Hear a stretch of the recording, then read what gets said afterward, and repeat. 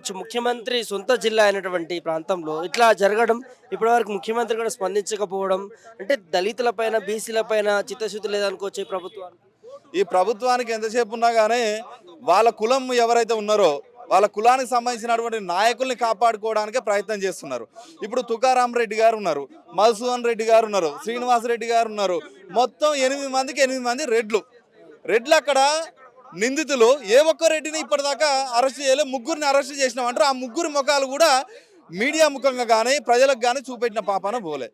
మరి ఎందుకని ఆ ముగ్గురినైనా కనీసం ఆ నిందితులను అరెస్ట్ చేశారు కదా, ఆ ముగ్గురినైనా కానీ కనీసం చూపించాలి కదా. చూపించకుండా ఈ ఆరుగురిని చూపెట్టరు, ఇటు పట్టుకోరు, ఈ ముగ్గురిని కూడా చూపెట్టరు. ఇది ఎట్లా, ఏ విధంగా ఆలోచించాలి? ఈ అగ్రవర్ణ ఆధిపత్య రెడ్ల వైపు ఈ యొక్క ప్రభుత్వం ఉన్నది, బీసీ ఎస్సీ ఎస్టీ సమాజం వైపు ఈ ప్రభుత్వం లేదనేది ప్రజలందరికీ అర్థమవుతున్నది. అది ఇక్కడ